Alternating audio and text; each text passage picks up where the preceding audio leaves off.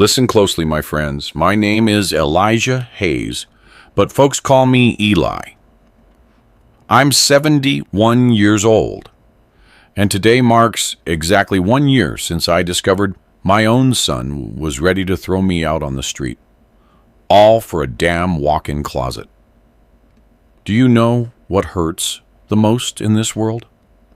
It's not the punches thrown by your enemies, those you expect. It's the ones dealt by the people you love the most, the ones that shatter your soul and make you wonder if living this long was even worth it.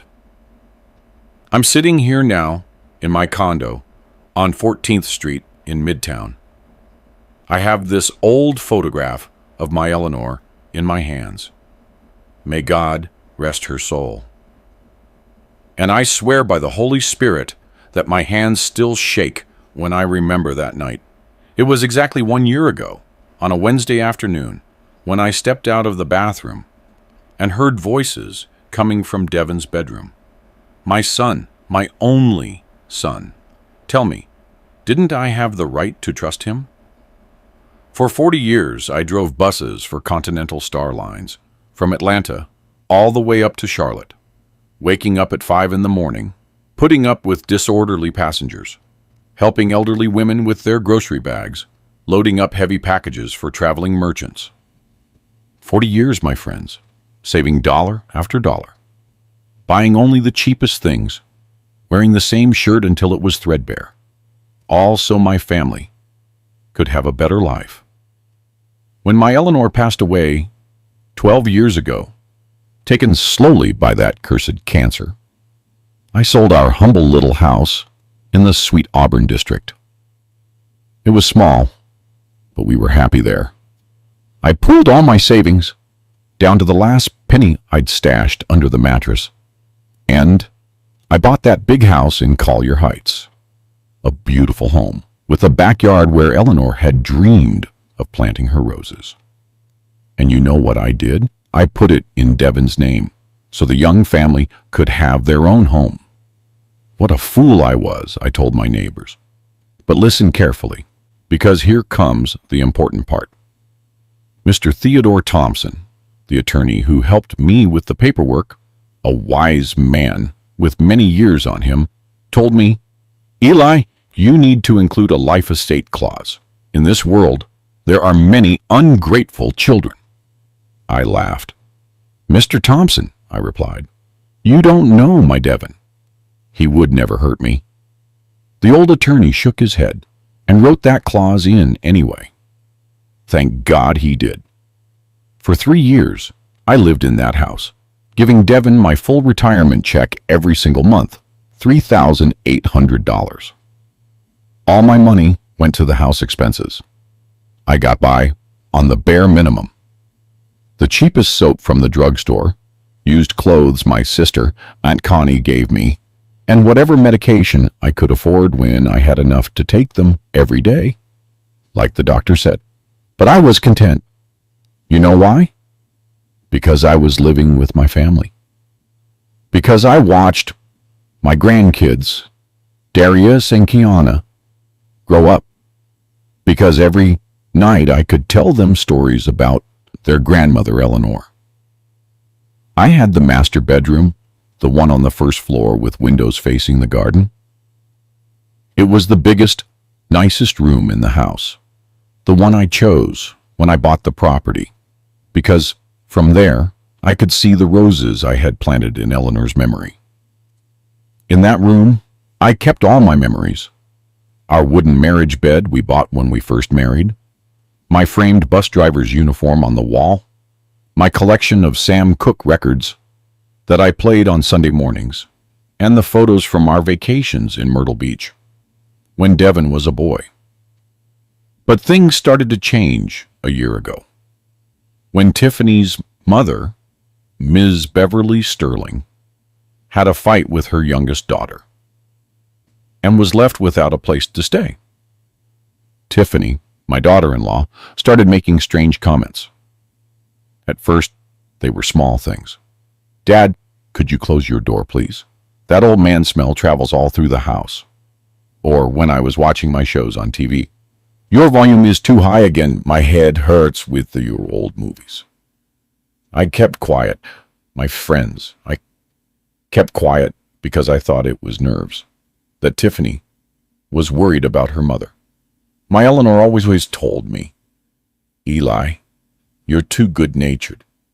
But daughters-in-law need time to adjust. So I swallowed my pride and carried on. But that Wednesday night, exactly 1 year ago, everything changed. I came out of the bathroom, walked down the hall toward my bedroom, and heard Tiffany's voice from Devon's room. The door was slightly ajar, and her words hit me, clear as a church bell. Your father can go live with your Aunt Connie. We'll put my mama in his room. She needs the care. Besides, the house is ours, isn't it? You're the owner now. I stood paralyzed in the hallway, my legs shaking. Devon didn't answer immediately. I heard the creak of the bed as he shifted. Then his voice, lower, but it struck me like a knife. Well, technically, yes, the deed is in my name. But, Dad? What Dad? Tiffany interrupted. He's old. He won't care where he lives. But my mama needs attention, and I need space. Don't you care about your wife more than your father? That's when I felt the world crash down on me. My hands started shaking so violently, I had to lean against the wall. 40 years working like a beast. 12 years raising my son alone after Eleanor left. 3 years giving him my entire pension. And now they were talking about me as if I were a piece of old furniture that was in the way. I walked into my bedroom and closed the door softly so they wouldn't know I had listened. I sat on the edge of the bed, that bed where I had slept with my Eleanor for 25 years, where we had planned Devon's future, where she had made me promise that I would always look out for our son. That night, I didn't sleep a wink. I lay awake staring at the ceiling, remembering every sacrifice I had made. I thought of the freezing early mornings climbing onto the bus, the rude passengers who yelled at me, the cold sandwiches I carried in a plastic bag to save money, and how my back ached after driving for 12 hours straight. But I never complained, because every single dollar was for my family's future. I remembered my Eleanor in the hospital, thin and jaundiced, with 2 beeves in her arms, whispering in a broken voice, Eli, the most important thing is that our Devon has his own house, and we're gone. Promise me you'll help him. And I promised her. My friends, I gave her my word as she was dying in my arms. I bought that house with every penny I had earned in my life. With the money from the sale of our humble home, with a lifetime of hard-earned savings. And now Tiffany was talking about kicking me out to bring in her mother, as if I were a troublesome tenant, as if my sacrifice meant nothing. When morning came, I got up at 6, as always.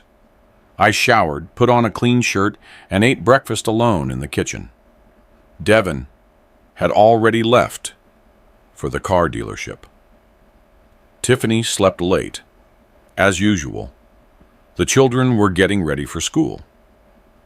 Everything seemed normal, as if the night before hadn't changed a thing. But I knew something had broken forever. I looked at my bedroom with different eyes. The walls Tiffany was already measuring in her head for her closet, the space where she planned to put her mother's dressers, the garden where my Eleanor's roses would be ripped up to make room for God knows what kind of foolishness. And it was right there, my friends, standing in the garden, watering the red roses that Eleanor and I had planted 10 years ago, that I made the most important decision of my life. I wasn't going to allow them to treat me like trash. I wasn't going to let them turn my wife's memory into a walk-in closet. I had given enough. I had sacrificed enough. If they wanted me out of the house that I bought with my own two hands, I would leave. But I was going to take the house with me. You know what, friends? This didn't happen overnight. The humiliations came little by little, like water dripping until it eventually drills a hole through stone. If you'll permit me, I'll pour you some homemade sweet tea here in my new kitchen. And I'll tell you what those 3 years were like. The years that turned me from a respected father into an obstacle that had to be removed. At first, when we moved into the Collier Heights house, everything seemed perfect. Tiffany treated me kindly. She called me Mr. Eli with respect. She even asked if I needed anything from the grocery store when she went shopping. The children ran all over the house shouting, "Grandpa!" and I felt like the luckiest man alive. Devin would come home from the dealership and tell me about his sales. I gave him advice on dealing with difficult customers because in 40 years as a driver, I had seen it all. But things started to change when Tiffany realized the house was hers. Not legally, of course, because the deed was in Devin's name, but in her head, she was already the queen of the house. The first comments were subtle, like they were meant to be accidental. "Dad, could you close your bedroom door when you change? The kids run up and down the hall." I obeyed without a word, thinking she had a point, that the grandkids shouldn't have to see their grandfather in his underwear. Then came the complaints about my schedule. "Dad, you wake up too early." The sound of the shower wakes up the kids.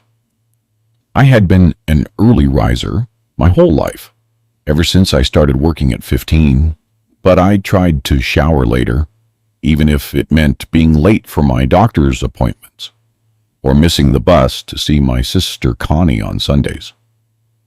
Then it was my television. I had a small TV in my room, an older model I had bought when Eleanor was still alive. In the afternoons, I liked to watch my shows, the classic black westerns, the sports, the news. But Tiffany started to complain. "The volume is too high. My head hurts. Can't you use headphones?" Headphones to watch TV in my own bedroom? Can you imagine? But I bought them, some cheap ones that hurt my ears, because I didn't want to cause trouble. Then came the comments about my smell. "Dad, I think your room smells musty. Could you keep the door closed? The smell travels all through the house." I showered every day, used deodorant, and washed my clothes. But I started spraying air freshener in my room, opening the windows even when it was cold, and washing twice a day, because I thought maybe I didn't realize I smelled due to my age. Tiffany also started complaining about my medicine in the bathroom. "Dad, your pills take up too much space in the cabinet. The kids might get confused and take something." I put my medication in a little box in my room, even though it was less convenient to have to go all the way there every time I needed to take something for my blood pressure or my aching back.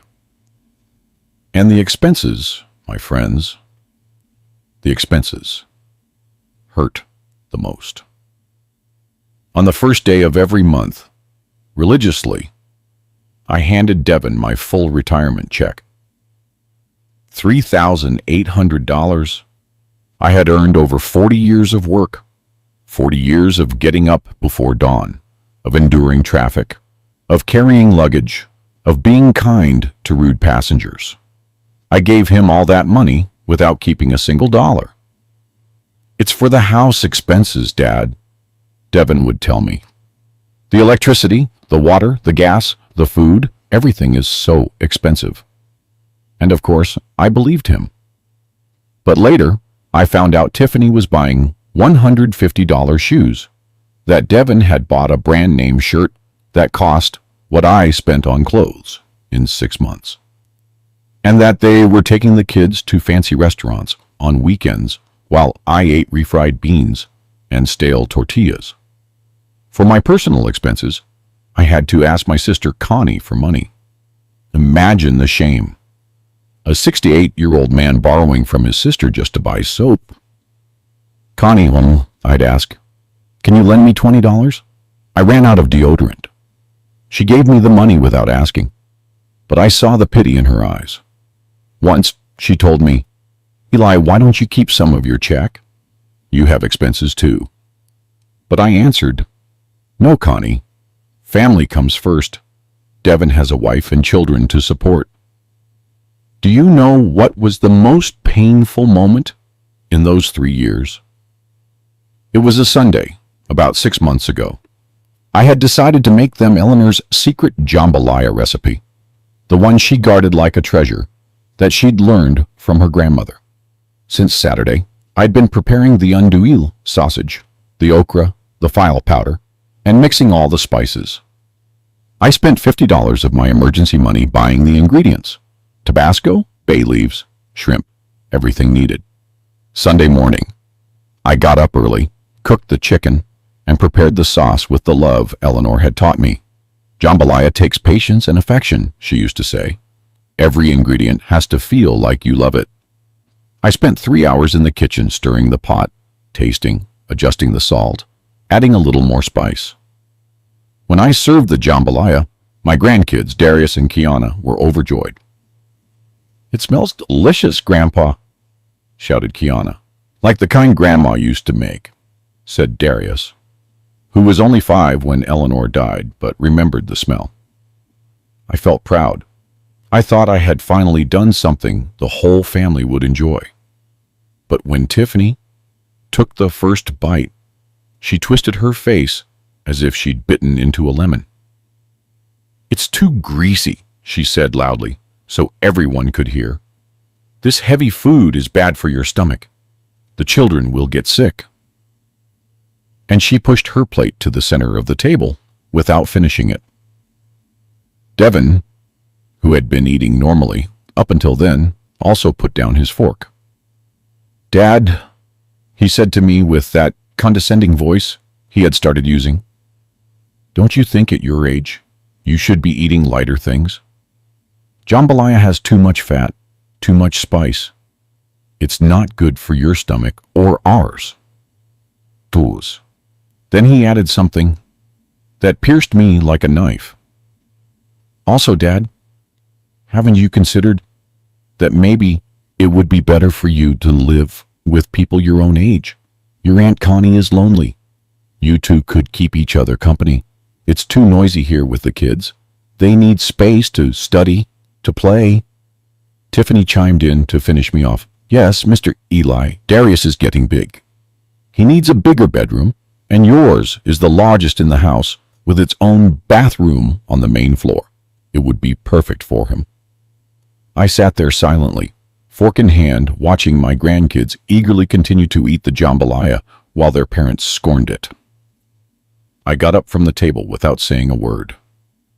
I went to my bedroom and locked myself in. I didn't come out again that day, not even for dinner. You know what hurt me the most about all of this? It wasn't just the scorn. It was the ingratitude. 40 years, my friends. 40 years of waking up at 5 in the morning to get on my bus. 40 years driving in the rain, the sun, the hail, putting up with drunks who threw up on the seats, helping women with heavy bundles, stopping in dangerous places when someone needed to get off in an emergency. I remember once on the highway to Charlotte, my bus broke down in the middle of the night. I had 30 passengers inside, including 2 elderly folks who were going to see their children. I got out in the dark with my tools and spent 2 hours fixing the engine in the rain so those people wouldn't be stranded. I got home with a fever, soaked, my hands cut up, but happy because I had done my job. And now my own son was telling me I was a burden, that I should go live somewhere else because my room was too big for me. The room I had chosen when I bought the house, where I had put the bed where I slept with Eleanor, where I hung my framed driver's uniform as a memorial to my years of work. But it wasn't always like this, and that's what hurts the most to remember. There was a time, many years ago, when Devin was small, when he would run to hug me when I got home from work. "Dad! Daddy!" he'd scream from the moment he heard the engine of my old car. Eleanor would come out wiping her hands on her apron. She'd give me a kiss, and Devin would tell me about his day at school while I took off my tired work boots. On Sundays, the three of us would go to Grant Park. Devin would play on the swings while Eleanor and I sat on a bench planning our future. "When we own our own house," she'd say, "I want a big backyard to plant roses. And Devin will have his own room with a big window to let in the sun." When we finally bought the little house in the Sweet Auburn district, Devin was 12 years old. It was small, just 2 bedrooms, but it was ours.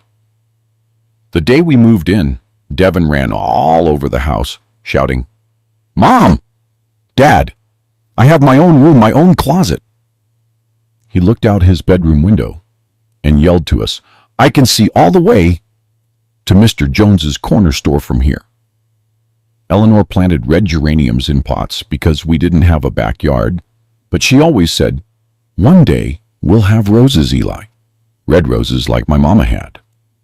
And when Devin graduated from high school, right there in the living room of our little house, we held a party with slow-cooked greens that Eleanor had made since dawn.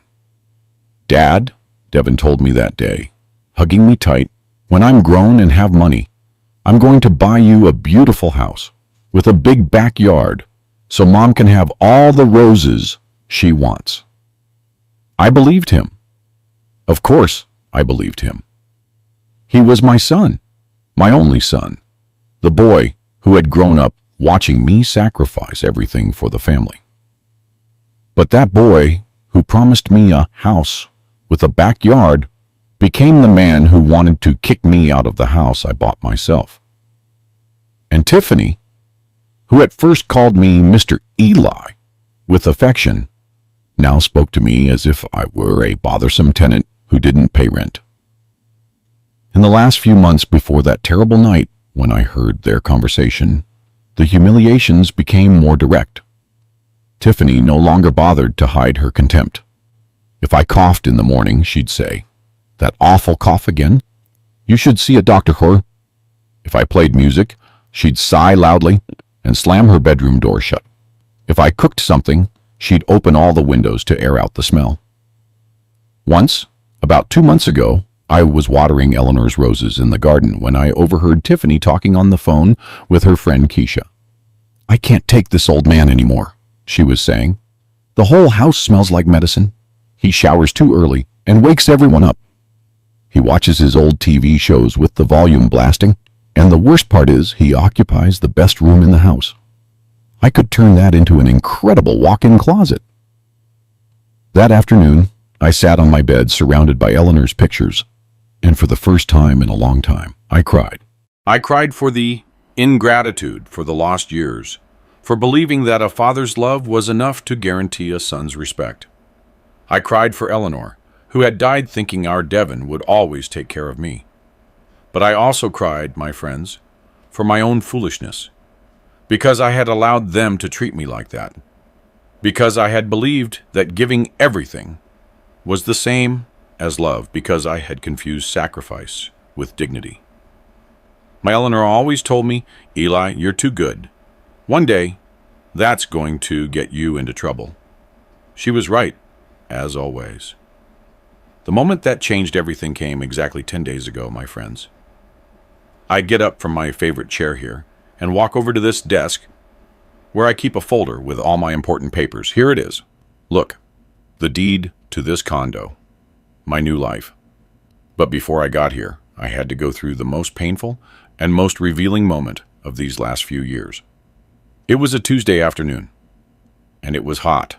One of those sticky October heats in Georgia that makes you sweat even in the shade. I had gone out to the backyard of the house, to the garden, where I kept the red roses I planted in Eleanor's memory.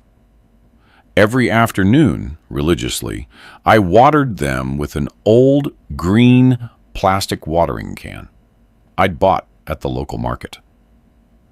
It was my moment of peace when I spoke to Eleanor in silence, when I told her how my day had gone, when I asked her for the strength to keep going. I was crouched down next to the rose bushes, feeling the damp soil cling to my old shoes, when I heard Tiffany's phone ringing inside the house. The window was open because of the heat, and her voice carried clearly into the garden. At first, I didn't pay attention. I thought it was one of those calls from stores offering credit cards. But when I heard her say, "Keisha," I knew it was her friend, that gossipy woman who sometimes came over for coffee and always looked at me like I was a piece of furniture. "Oh, Keisha," Tiffany was saying, with that voice she used when she wanted to play the victim. "I just can't take this situation anymore.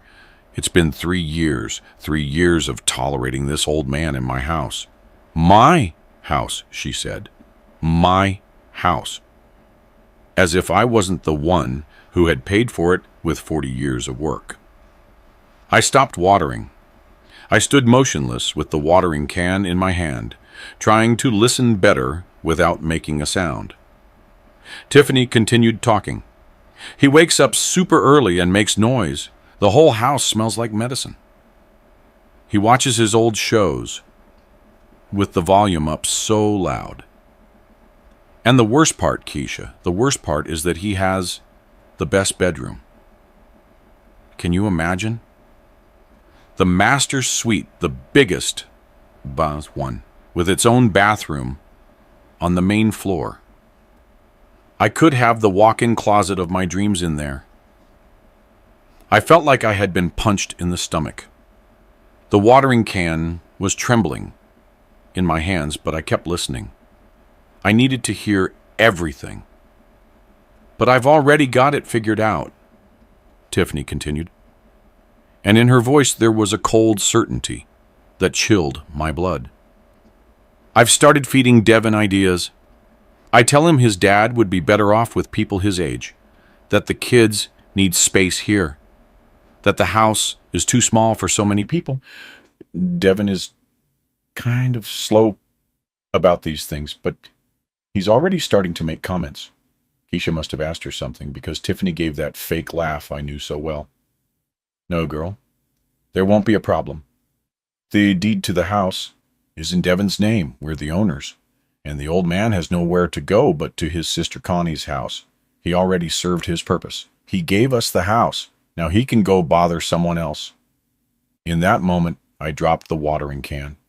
The sound of the plastic hitting the ground and the water spilling onto the dirt made Tiffany stop talking for a moment.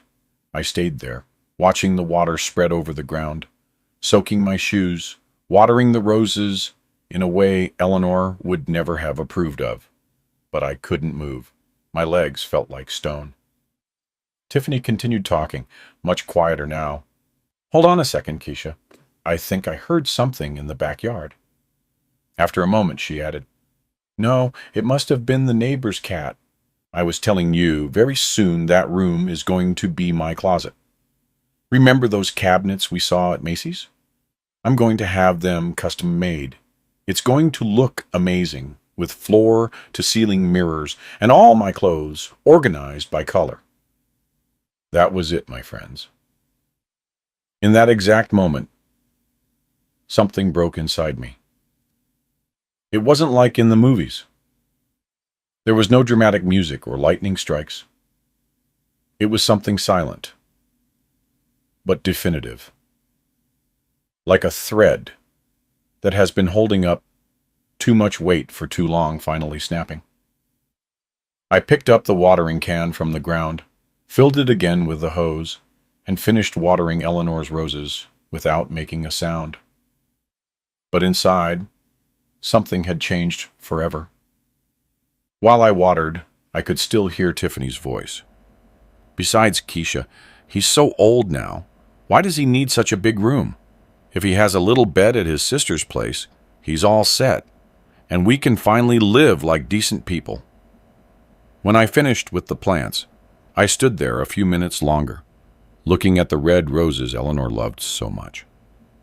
"Forgive me, my love," I said in a soft voice. "I think I finally understood what you meant when you told me I was too good-natured. Because my Eleanor, God rest her soul, always warned me. Eli, you have a noble heart, but in this world, some people mistake kindness for foolishness. Don't let anyone take advantage of you."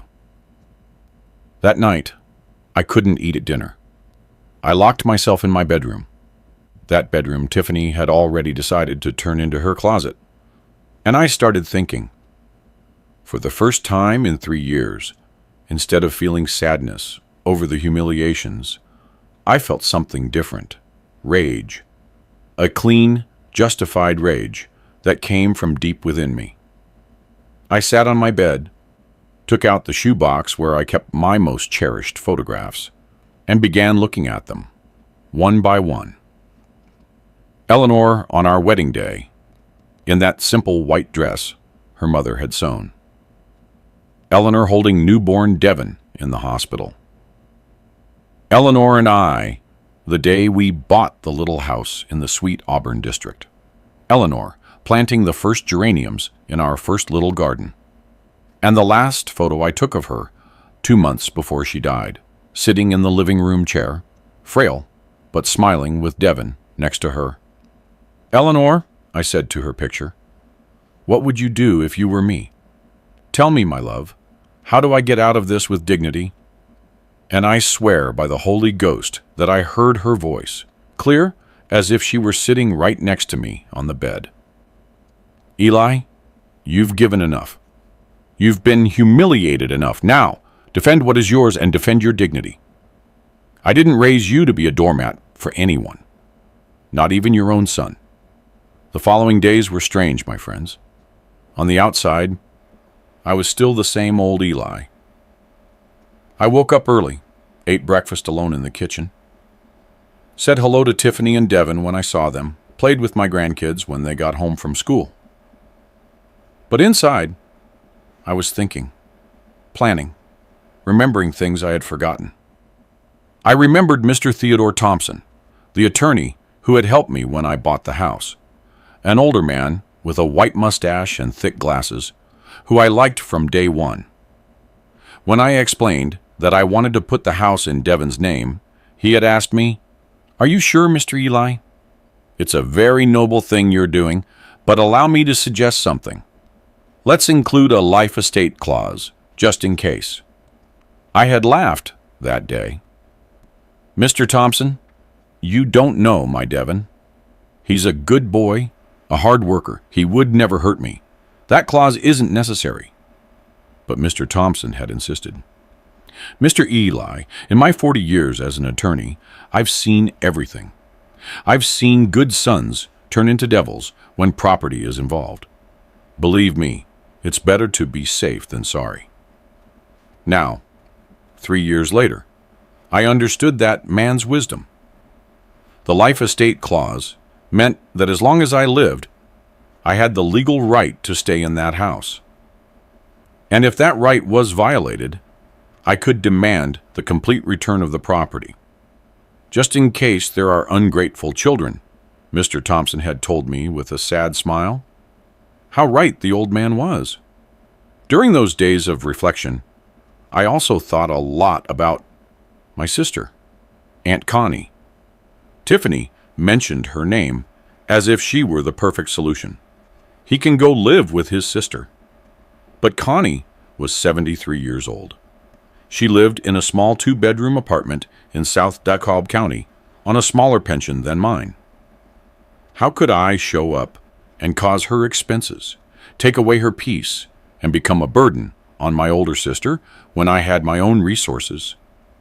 No, my friends. For the first time in a long time, I began to think clearly. I had worked 40 years to have a dignified old age. I had bought that house with my money. I had put it in Devin's name out of love. But that didn't mean I had to endure humiliations. Eleanor hadn't raised me to be a whining old man who accepts any abuse just to avoid bothering people. The definitive moment arrived 5 days ago. It was Friday afternoon.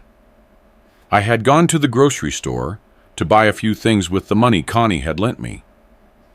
When I came back, I saw Tiffany standing in the doorway of my bedroom with a tape measure in her hand. She had her cell phone in the other, and on the screen I caught a glimpse of a furniture store's website. She was measuring the walls of my room, my friends, measuring my bedroom as if it were already hers, calculating where her cabinets, her mirrors, her foolishness would go. She didn't see me arrive because she was concentrated, writing numbers in a little notebook and talking to herself. The large mirror will look perfect here, and the drawers for the linens over here. "What are you doing, Tiffany?" I asked in a calm voice, without shouting, without getting upset.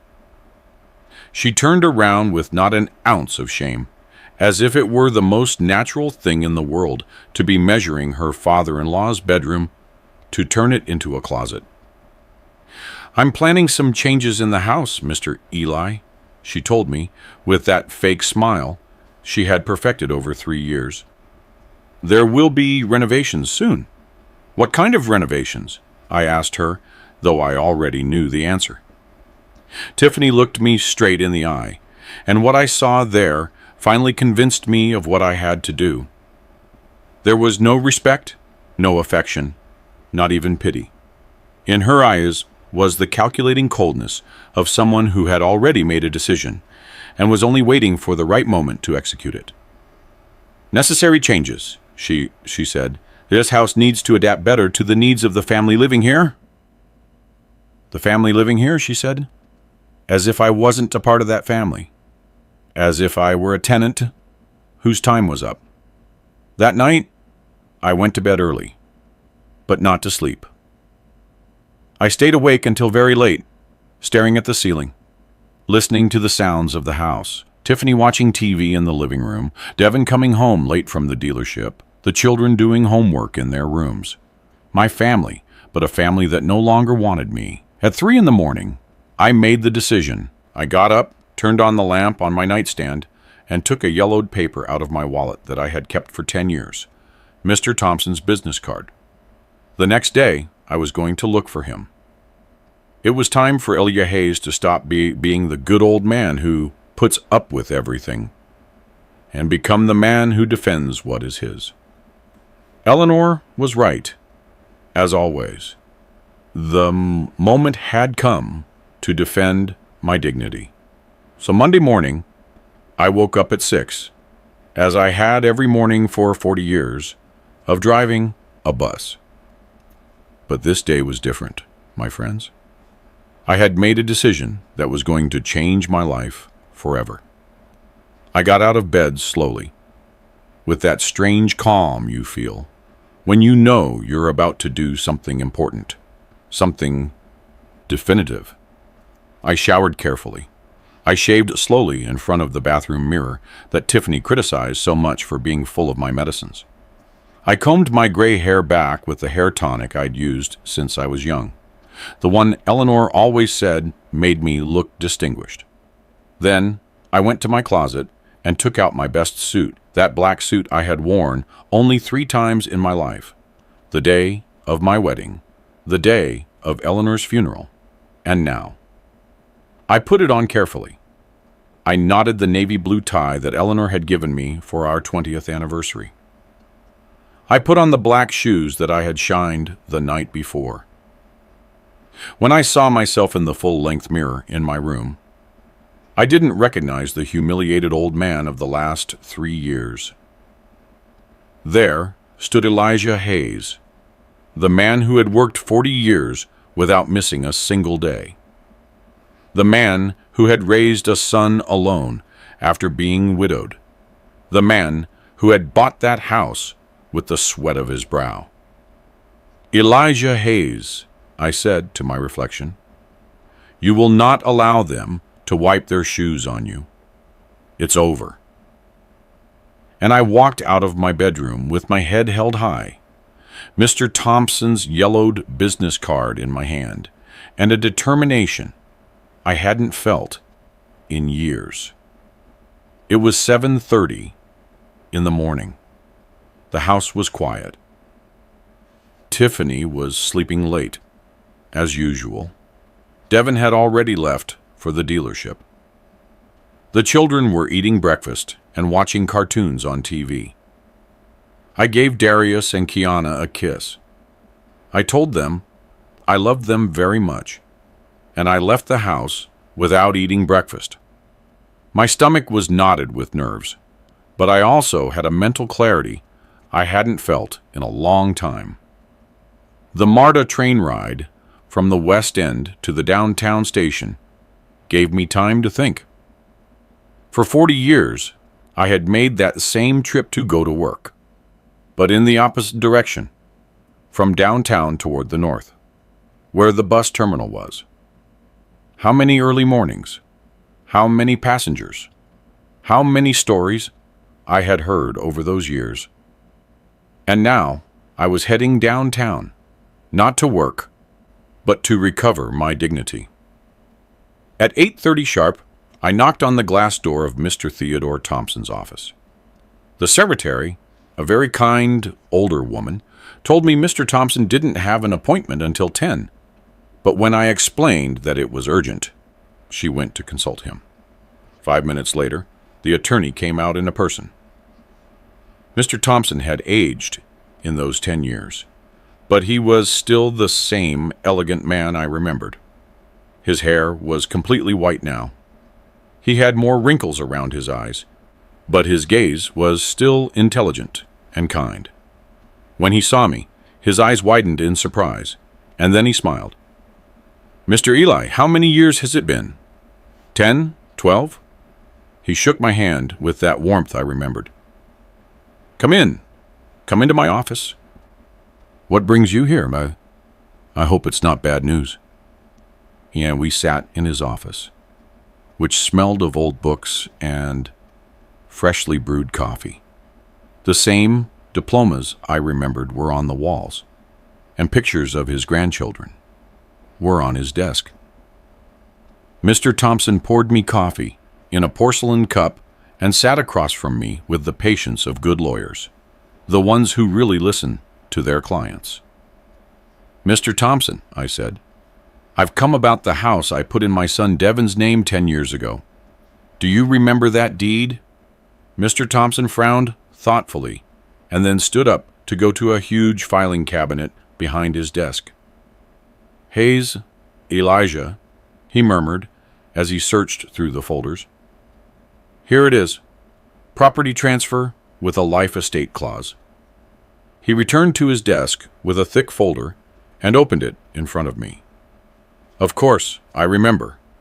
You insisted the clause wasn't necessary, but I told you that in this world there are many ungrateful children." I finished the sentence for him. "You were right, Mr. Thompson. Completely right." Mr. Thompson took off his glasses, cleaned them slowly, and looked at me with the expression doctors wear when they know what disease you have before you finish explaining the symptoms.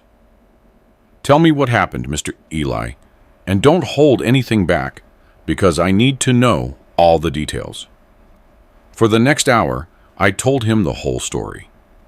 I told him about the 3 years of humiliations, about Tiffany's comments about my smell and my schedule, about how they had made me feel like a burden in the house I had paid for myself.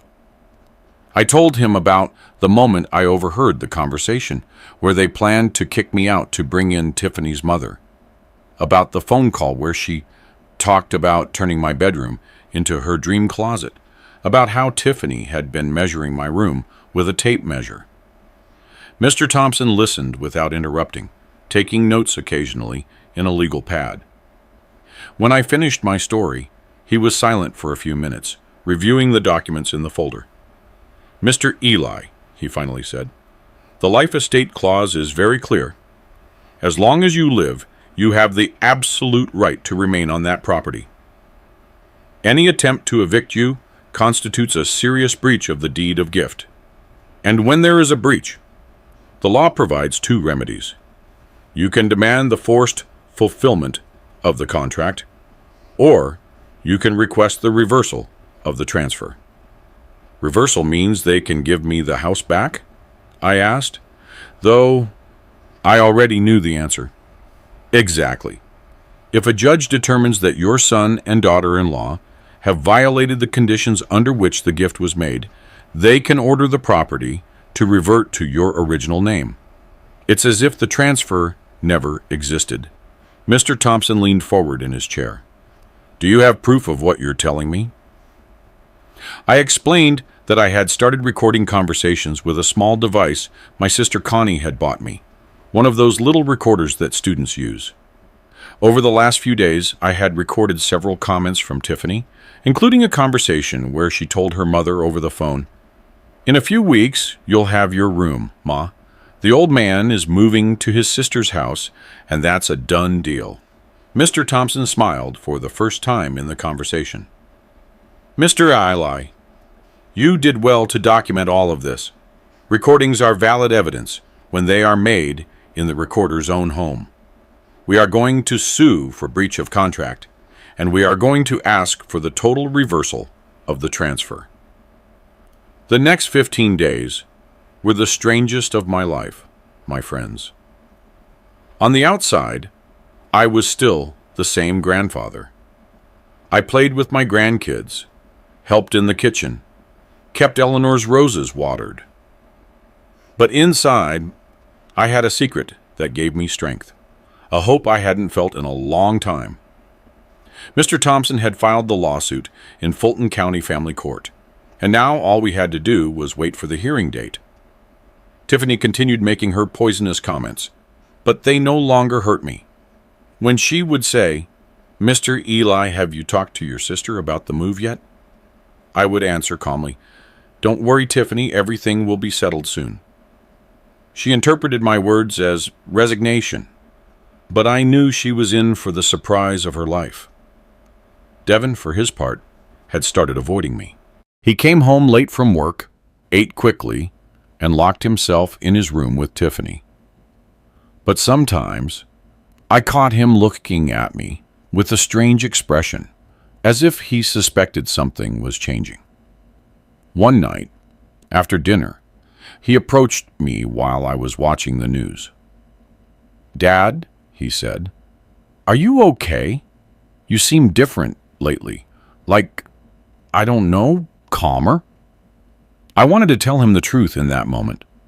I wanted to explain that his wife had turned me into a stranger, in my own home, that he had allowed me to be humiliated for 3 years. But I kept quiet. There would be time to talk in court. "I'm fine, son," I told him. "I'm just thinking about a few things, some changes I might have to make." Devin nodded, but I saw in his eyes that he was not at ease. Maybe deep down, he knew that what they were planning was wrong. The day of the hearing arrived on a rainy Thursday in November. I got up earlier than usual. I put on my black suit, my blue tie, and my shiny shoes again. I ate breakfast alone in the kitchen, watching the raindrops fall on Eleanor's roses through the window. "Today, my love," I said in a soft voice, "your Eli is going to get his dignity back." The family court was downtown, in an old but impressive building. Mr. Thompson was waiting for me at the entrance, also dressed in his best suit, carrying a leather briefcase full of documents. "Are you ready, Mr. Eli?" he asked. "More ready than ever," I replied. Devin and Tiffany arrived 15 minutes later, accompanied by a young lawyer who looked nervous. Tiffany was wearing an elegant black dress and high heels, as if she were going to an important business meeting. Devin was wearing an expensive shirt and a tie I didn't recognize. They looked sure of themselves, confident, as if they had already won the case. When they saw me sitting next to Mr. Thompson, Tiffany greeted me with a fake smile. "Good morning, Mr. Eli. I didn't know you had a lawyer too." Devin didn't greet me. He just looked at me with an expression I couldn't decipher. The judge was a woman around 50, serious but not unkind, with gold glasses and a black robe that gave her great authority. Her name was Judge Evans, and from the moment she started speaking, I knew she was a fair person. "This is a case of a lawsuit for breach of a deed of gift," she announced. "Mr. Elijah Hayes alleges that his son, Devin Hayes, and his son's wife, Tiffany Sterling, have violated the conditions under which a property was gifted 10 years ago. Mr. Thompson, present your arguments." Mr. Thompson stood up and spoke for 20 minutes, explaining with elegant but clear words everything that had happened to me. He presented the recordings I had made, read the life estate clause, and explained how Tiffany had planned to turn my bedroom into a closet after kicking me out of the house. When the recordings played in the courtroom, Tiffany turned pale. Her own voice filled the room. "I can't take this old man in my house anymore. In a few weeks, you'll have your room, Ma. The old man is moving to his sister's house, and that's a done deal." Devin looked at the floor, his hands sweating. Then it was the turn of Devin and Tiffany's lawyer to speak. He was a young man, perhaps recently graduated, who stammered a lot and couldn't explain how they were going to justify the recordings. "Your Honor," he said, "my client is the legal owner of the property. The deed of gift is in his name. He has the right to decide who lives on his property." Judge Evans interrupted him in a firm voice. "Young man, did you read the full deed of gift before coming here? Because it seems you are unaware of the life estate clause." The lawyer turned red and began frantically looking through his papers. Then the judge asked Devin directly, "Mr. Hayes, do you confirm that you discussed with your wife the possibility of asking your father to leave the house?" Devin went white as a sheet and began to babble. "Your Honor, it was just an idea. It was never serious." But Tiffany couldn't control herself. She jumped to her feet and shouted, "That's our house. The deed is in Devin's name. We have the right to decide who lives there." Her own lawyer tried to make her sit down, but she kept shouting, "We've been supporting that old man for 3 years. It's time for him to leave." Judge Evans banged her gavel on the desk, and silence fell completely in the room. "Madam," she said in an icy voice, "sit down immediately and control your emotions, or I will have you removed from my courtroom." Tiffany sat down, but continued shaking with rage. "After hearing the arguments and reviewing the evidence," the judge continued, "this court determines that there has indeed been a serious breach of the conditions of the deed of gift. Mr. Elijah Hayes has 2 options. He can demand the forced fulfillment of his right to the life estate, or he can request the complete reversal of the transfer." My heart was beating so hard, I thought everyone in the courtroom would hear it. The moment had come to make the most important decision of my life. I stood up slowly, straightened my tie, and looked Devin directly in the eyes for the first time in months.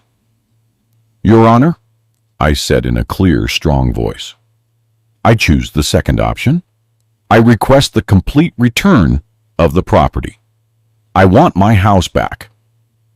Devin jumped to his feet. "Dad, no! We can fix this. Tiffany won't bother you anymore." But it was too late. The judge banged her gavel again and sentenced. "The reversal is granted. The property returns to the estate of Mr. Elijah Hayes. The current occupants have 15 days to vacate." The silence that followed was deafening. Tiffany was crying. Devin looked at me as if he didn't know me. And I, for the first time in 3 years, felt completely free. 3 months have passed since then, my friends.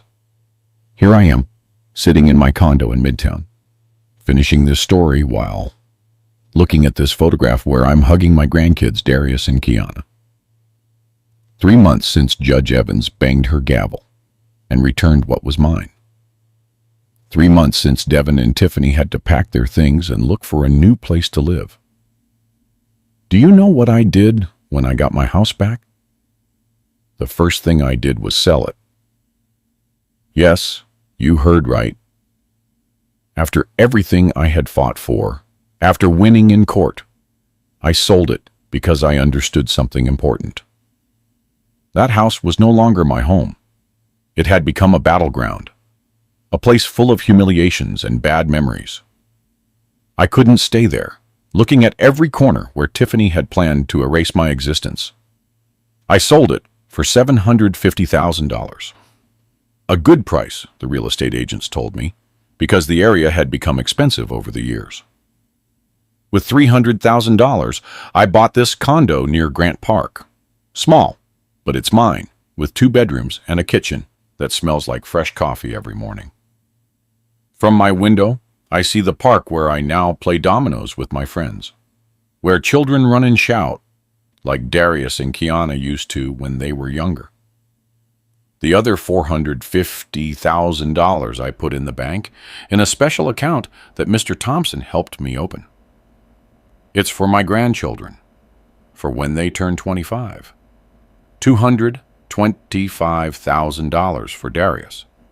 $225,000 for Kiana, for when they are adults and can understand the difference between true love and manipulation, between respect and convenience. I didn't leave Devin and Tiffany a single cent, just a letter I wrote that last night in the Collier Heights house before they came to get their things. I put it on the kitchen table, the table where we had eaten breakfast so many times as of Emily. Devin and Tiffany. I hope Tiffany's dream closet was worth losing a house and losing a father. The money from the sale is saved for Darius and Kiana, for when they are old enough to appreciate the meaning of sacrifice and respect. May God bless you. Eli. Do you know what was the hardest part of all this? It wasn't the trial. It wasn't selling the house. It wasn't moving in alone at 71.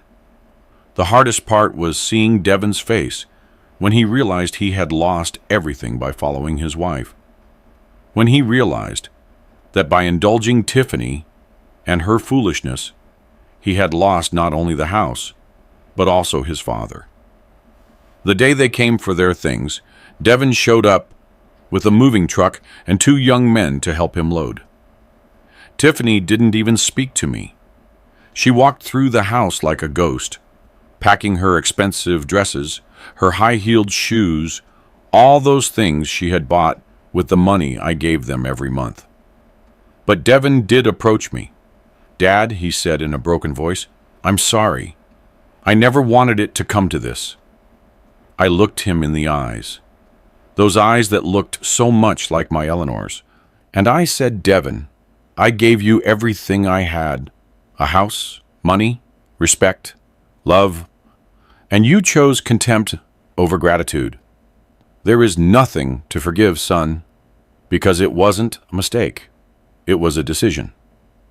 He was silent for a moment, then added, "What if Tiffany changes? What if things get better?" I shook my head. "Devin, Tiffany won't change, because Tiffany doesn't believe what she did was wrong. And you won't change either, because you allowed me to be treated like trash in the house I bought with 40 years of work. Now they live in East Point, in a small apartment that costs them $2,500 a month. Tiffany can no longer boast that she owns a house. She can no longer invite her friends over for coffee in her big living room. She can no longer talk about her dream closet. The 3 of them live cramped in 650 square feet. Devin, Tiffany, the children, and Tiffany's mother, Ms. Beverly Sterling, who finally got her room, but in a place she doesn't like at all. Devin's co-workers at the dealership heard the whole story. Atlanta is small, my friends, and news travels fast. Now, when he gets to work, he hears murmurs. There goes the one who kicked his father out for a walk-in closet. His boss, who knew my reputation as an honest driver because we were from the same union, told him, "Devin, your father was a respected man. I don't understand how you could do that to him." Tiffany blames Devin. Devin blames Tiffany. They can be heard arguing at night, according to my sister, Connie, who lives near where they rent now. "This is your fault," Tiffany shouts at him. "Your father was stubborn, and you didn't know how to handle him." And Devin replies, "It was your idea to get rid of him. I never wanted to go that far." But you know what the most beautiful part of this whole story is? My new life, my friends. For the first time in years, I feel free, completely free. I get up when I want. I eat what I feel like. I watch my shows with the volume as high as I please. I listen to Sam Cooke on Sunday mornings without anyone complaining. Every day I walk to Grant Park, which is 3 blocks from here. There, I met Mr. Robert Jackson, a former mechanic my age, and Mr. Samuel O'Neill, who worked 30 years at the oil refinery. The 3 of us are widowers. The 3 of us have stories to tell. The 3 of us play dominoes from 10 in the morning until 2 in the afternoon. "Eli," they told me when I told them my story, "you did the right thing. A man has to defend himself, no matter his age." Mr. Jackson added, "I had to throw my oldest son out of my house for being a thief. It hurt, but it was necessary. Sometimes true love means setting boundaries." On Tuesdays and Thursdays, I go to the Greater Zion Baptist Church to help with the soup kitchen for the homeless. I serve soup, hand out cornbread, and listen to the stories of men who lost everything and are trying to get back on their feet. Many are younger than me, but some are grandfathers like me, who ended up on the street because their families abandoned them. "Mr. Eli," Pastor Miller tells me, "you were lucky. You were able to defend yourself in time." And he's right. How many old people didn't have a Mr. Thompson, who didn't have the foresight to include a clause, who just kept quiet until it was too late? But what excites me the most, what fills my heart the most, are my grandchildren. Darius and Kiana come to see me on Saturday afternoons without Devin and Tiffany knowing. They sneak away under any pretext. We're going to the store. We're going to the park. And they come running all the way here. They knock on my door with that urgency children have when they want something with all their heart. "Grandpa," they shout when I open the door, and I hug them, squeezing them close. I feel their little hearts beating fast from the run. I smell their clean hair, and I know everything I went through was worth it for these moments.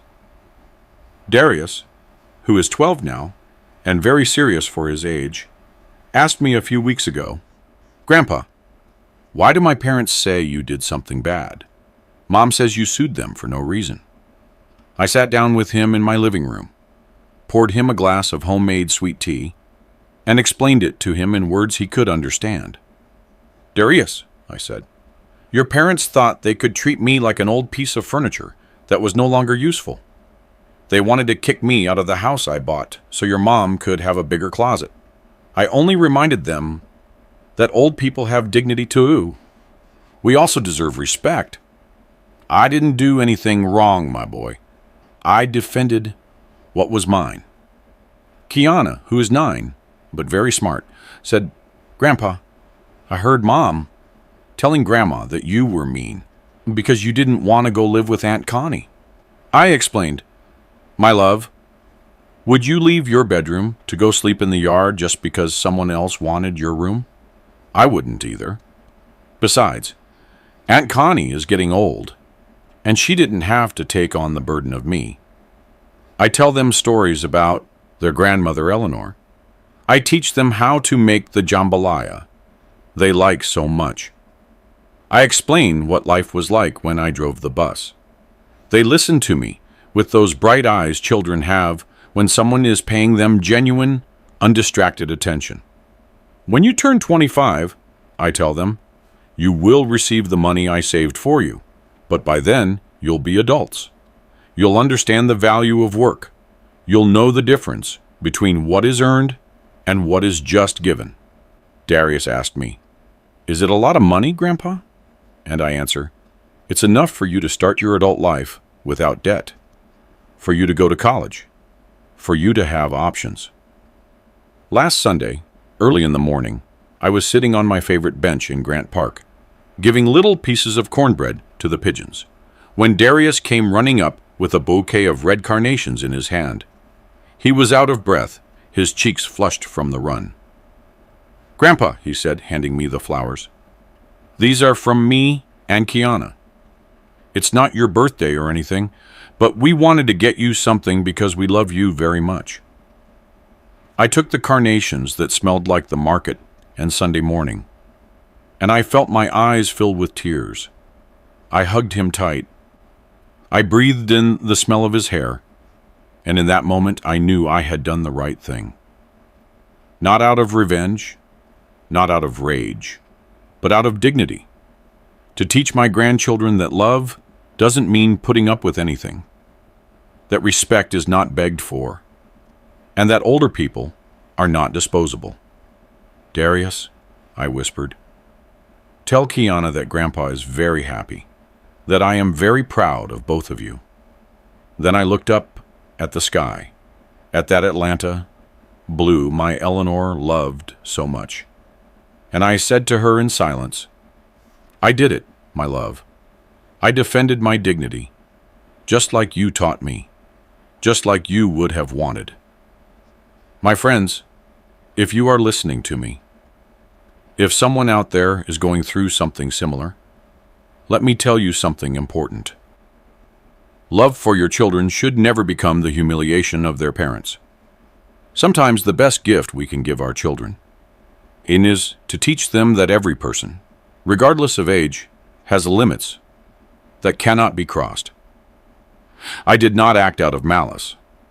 I acted out of dignity. I didn't want to hurt them. I wanted to educate them. Sometimes true love hurts, but it is necessary. Because if I had continued to tolerate it, if I had quietly gone to my sister Connie's house, what would I have taught Darius and Kiana? That it's okay to disrespect your grandparents? That old people are worthless? That you can trample on someone who loves you unconditionally? No, my friends. I prefer to be remembered as the grandfather who defended himself, who fought for his dignity, who proved that old age is not a synonym for weakness. I prefer to live alone, with my head held high, than to be accompanied, but humiliated. This is my story. The story of Elijah Hayes, 71 years old, widower, former bus driver, father of an ungrateful son, and grandfather of 2 wonderful grandchildren, who will one day understand why their grandpa had to fight for his place in the world. This story is for you, my friends, so you know that it is never too late to defend yourself. It is never too late to say, enough. May God bless you, and remember, dignity is not given away or sold. It is defended. Did you like my story? And which city are you listening from? Let's meet in the comments. If you liked the story, you can support me by sending a super thanks, so I can keep bringing more stories like this. Thank you so much for your sweet support. I'm looking forward to your comments on this story. On the screen, you can see 2 new life stories that I highly recommend. There's so much more on my channel. Don't forget to subscribe. See you in the next life story. With love and respect.